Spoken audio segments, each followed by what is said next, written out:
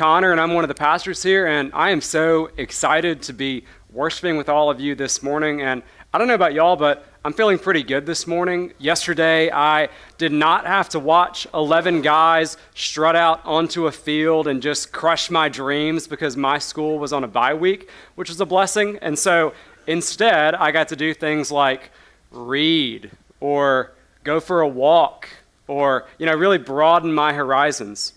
It's funny, last weekend I was with our student ministry at their beach retreat, and it was a really awesome time. And that Saturday night, so last Saturday night, a few of us were watching the Ole Miss LSU game, and before overtime and that game started, I was telling Kyle and Charlie on our student ministry staff, man, what could my life be like if the time and the energy that I give to caring about this stuff, being a fan of the football team, what would my life be like if, I just didn't have that? I'd have time to, learn a new language or start, a legit cool side business or, do something really productive. And as I'm, saying that, overtime starts, and I'm like, let's go, baby, please win this game. And they lost. And, it's just a game, so who cares? But this is actually making me think about something, and I've been thinking about it over the past few days. While we were at that retreat, Charlie, during one of his devos one night to the students, he said something, and it stuck with me. He said, what would my life look like if the amount of time, that energy, that mental space that we give to being a fan, that feeling of being pumped up when we win and that sting when we lose, what would my life be like if I felt that way with my faith?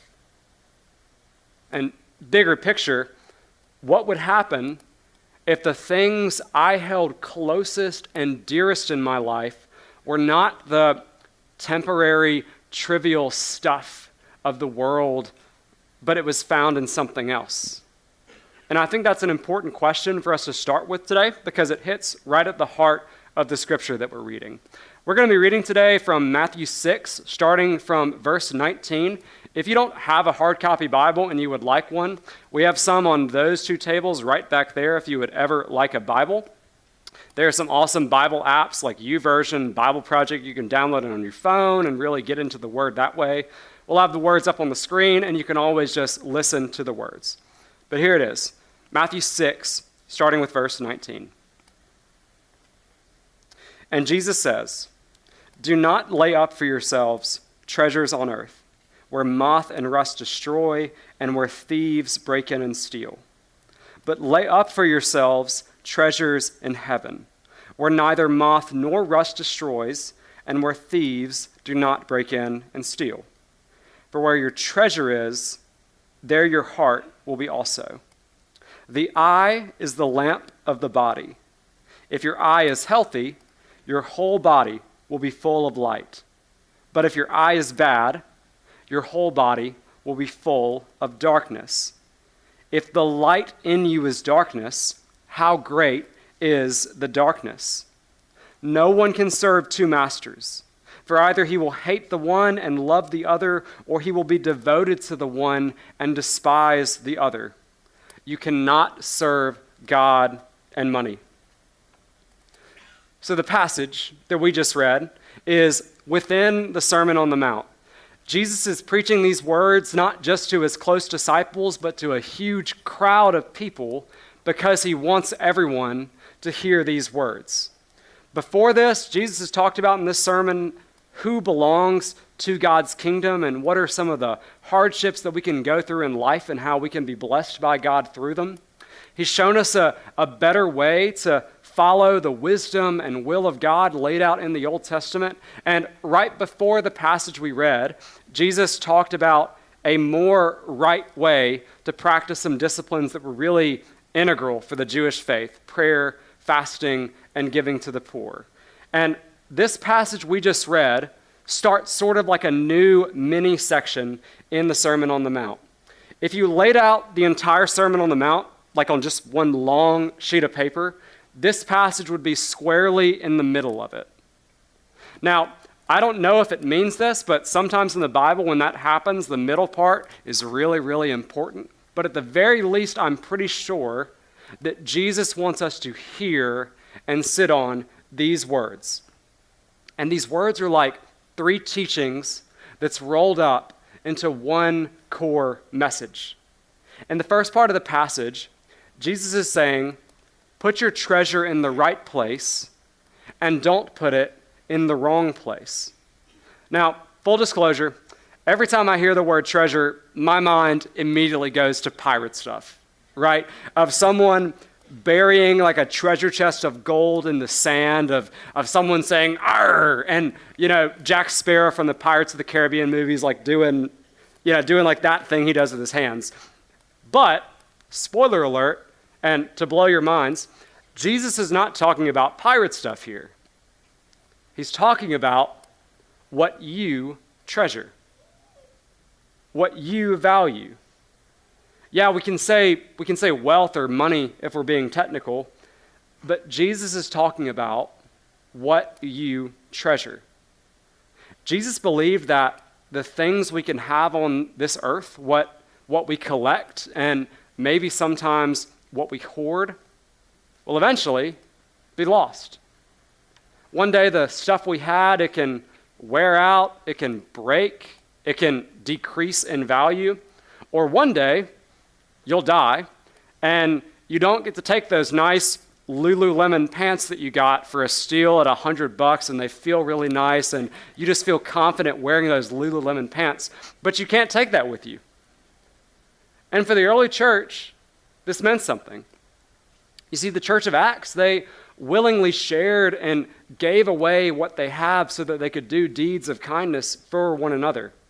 There's a really cool story from the early church in the days when they were being persecuted by the Romans, and it involves this pastor named Laurentius. One day, Laurentius was out in front of his church, and some Roman soldiers came up, and they said, "Give us your treasure," because they thought the church was like hoarding treasure from the Roman Empire, and they were trying to rob the church. And so Laurentius brought those Roman soldiers inside the church, and he pointed to the widows and the orphans that were being fed by the people of that church.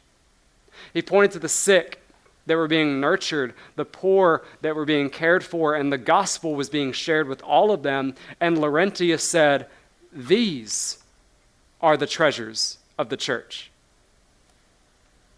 Because the idea is that what you keep, you lose, but what you let go of, you have. Now, it's important to remember that when you get to heaven, you're not going to be asking, "Hey, God, so where's all my stuff?" I was really nice to Connor after that embarrassing Ole Miss loss, embarrassing for him, but I was nice to him. Surely that's deserving of a 62-inch TV in heaven, right, God? But that's not how it works. The only thing which you can take out of this world into heaven is yourself. Not your stuff, but your character. The finer self you bring, the greater your treasure in heaven will be.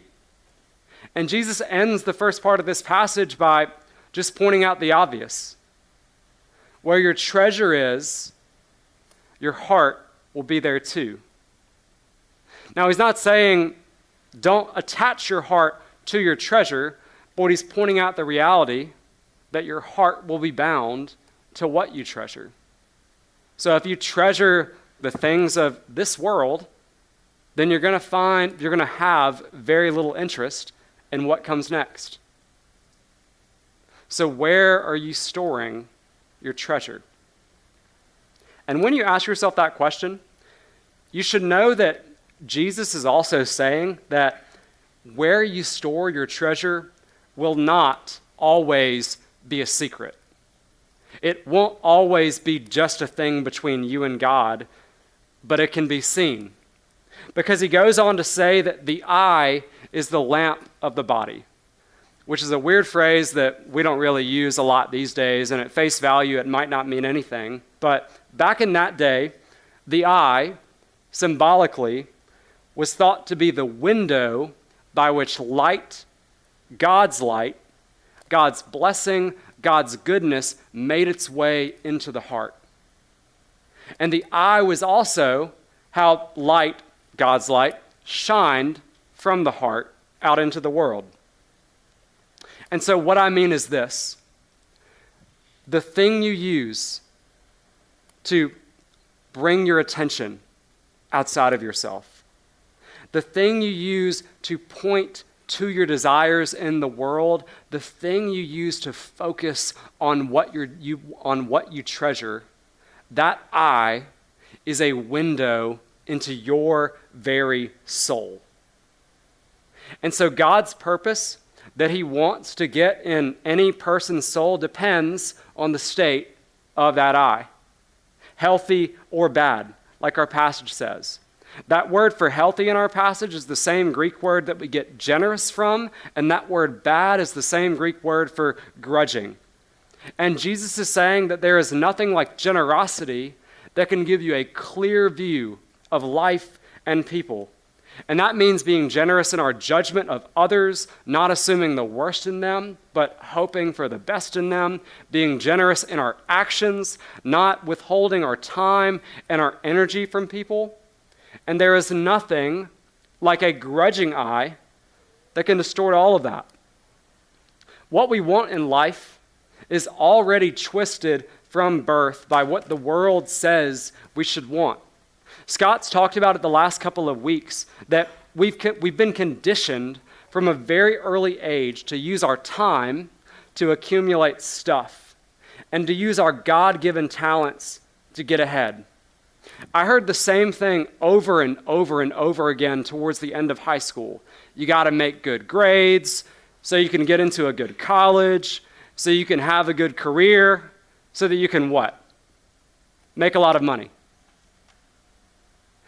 And don't get me wrong, money can do so many good things for people and in the world. And in the walls of the church when I was in high school, that was talked about, how you can purposefully use money. But out there, money was the end goal. It was all about, hey, let's go get this bread. I don't know if that's a phrase that's used anymore, but bread being money, that was a thing when I was in college. I'll stop talking now. But, and I've leaned in to the world's way of thinking before. My eye, more and more over time, has been blinded by jealousy of what other people have and what I don't. My sight has been blurred by being self-conceited and being prideful. And I've told myself that what I do have, I've earned from the sweat of my own brow, so why should I have to share it with anyone? Shouldn't they just earn things for themselves? Is your eye blurred? Is your vision thrown off because you hold a grudge against everything and everyone? I ask myself sometimes, and I don't know if y'all do as well, but based off of what I openly value, what I communicate explicitly or implicitly, what I like, what I'm about, what I value, if I didn't work at a church, would people know that I'm a Christian based off of what I value? Do you think people, outside of the people sitting in the rows next to you right now, would they know that you are earnestly seeking God and trying to follow Jesus just based off of what you focus your attention on? Where your treasure is will not be this abstract concept, but it can be seen. What you look at, what you desire, will be a window into your heart for others to see. And just like how that window, if a window gets dirty, if light can't shine in, light's not going to shine out. And so this is the problem. Our vision gets clouded by all sorts of treasures and all sorts of priorities. That's a word we use a lot today. I don't know if y'all have noticed. Priorities.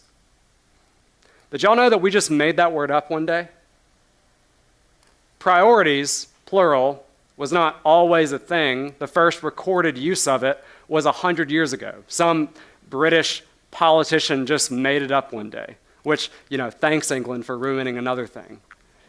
But this is a problem because we were only ever supposed to have one priority, one treasure. Because the reality is that when your priorities conflict, well, one's going to have to supersede the other. That they can't always be equal all the time. And Jesus knew this. And he said that we would have to choose. There's an Aramaic word in the New Testament, and it's called mammon. And throughout the Gospels, Jesus compares it to a rival god that vies for our attention.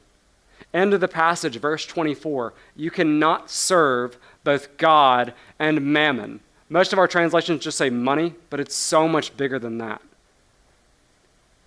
Human beings, we were meant to have a simple life. Not simple as in boring, but simple in our direction. Simple in our priority. Simple in what our hearts are rooted in, but we're constantly being torn in two separate directions. And that applies to our promises, our priorities, and what we treasure. One moment we can make decisions on the basis of sound reason, and the next moment we can make decisions out of fear or being worried about what others might think of us. We crave things we don't always need or enjoy. We buy things that we do not want to impress people, that we do not like. We're made to feel ashamed if we don't have the new, flashy version of whatever thing. And Jesus doesn't want that for us. He doesn't want us to be bound to the stuff of the world that will not last or satisfy. He wants us to have a carefree unconcern for our possessions in the hope that we seek after and find the greatest treasure of all, and that our heart could be centered on that treasure. But please believe me when I tell you that this is tough to not overvalue stuff in the world. I do not get this right all the time today, and I never have.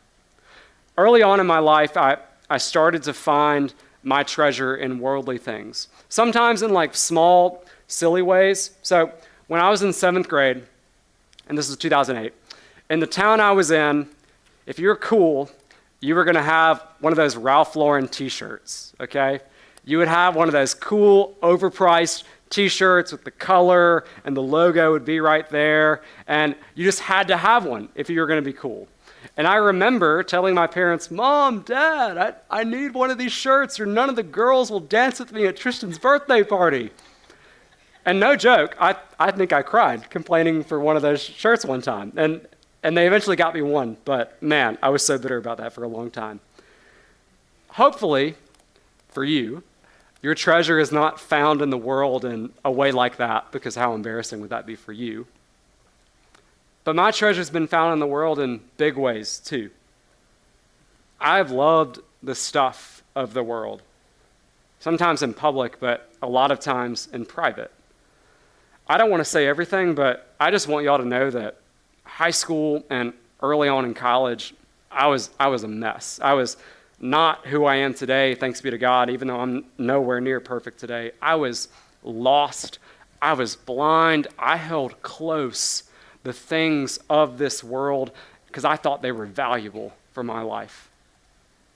And I would still treasure those things just as much today as I did back then if I didn't find something else. And I didn't find something else on my own. This past weekend, while our student ministry was at the beach retreat, I ran into my old youth pastor in high school. His name is Corey. And I had not seen him in a minute.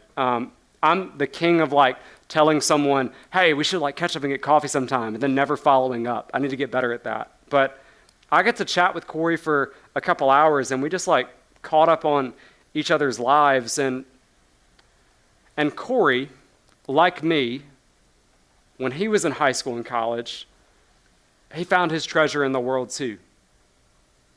He dealt with a lot of the same stuff that had corrupted me back then. And there came a point in Corey's life when he found something. And I don't know what it was in that moment. I don't know if it was the Holy Spirit, but I just felt convicted to tell Corey in that conversation, just like how I feel convicted to tell y'all right now, that if it wasn't for him, I would not be where I am right now. I don't mean just like location. I mean spiritually, relationally, morally, I would not be where I am right now. But because of Corey, for the treasure that he found and the example of faith that he played in my life, he planted a seed of faith in my heart. Or better yet, he gave me a map, a treasure map, going back to pirate stuff. He gave me a map to lead me back to what that true treasure is. And Jesus talks about what this treasure is. In the same gospel we're reading, there are two parables where Jesus is trying to tell us what that treasure is. And it's in Matthew 19, beginning at verse 45. And Jesus says that the kingdom of heaven is like a treasure that is hidden in a field, which a man found and covered up. Then in his joy, he goes and sells all that he has, and he buys that field. And Jesus goes on to another parable and says, again, the kingdom of heaven is like a merchant in search of fine pearls, who on finding one pearl of great value went and sold all that he had and bought it. Do y'all want to know what causes someone to give it all away? Do y'all want to know what so captivates a person that they can't do anything but respond like that? That treasure that was hidden in that field and that pearl of great value, they are the same thing. They are the same treasure that Jesus is asking us to choose over any and all other treasures. And that treasure is this truth, that you are God's treasure. You are who God values. You are who God does not want to live without. His every thought is on you. His eye is focused on you because you are the center of his attention. He is jealous for you. His love for you is so fierce that he would go to a cross to die for you. His love is so reckless that he doesn't want to be a secondary priority for you. You are God's treasure. And what Jesus is asking us to do is to respond. To respond to God making us his treasure by us making him our treasure. That's at the end of the day what Jesus wants for us. To recognize that when we were at our worst and when we were dead in our trespasses, God, who treasured us, went to any lengths to get us back. He died on a cross for us, even for just the chance that we would one day believe that he loved us and gave himself for us. Paul puts it this way in 2 Corinthians 5, verse 14.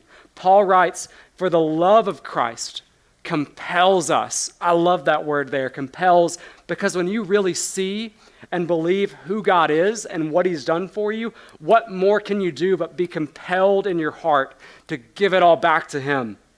Because we have concluded this, that one has died for all, therefore all have died. And he died for all, that those who live might no longer live for themselves, but for him who for their sake died and was raised again. There's good news, everyone.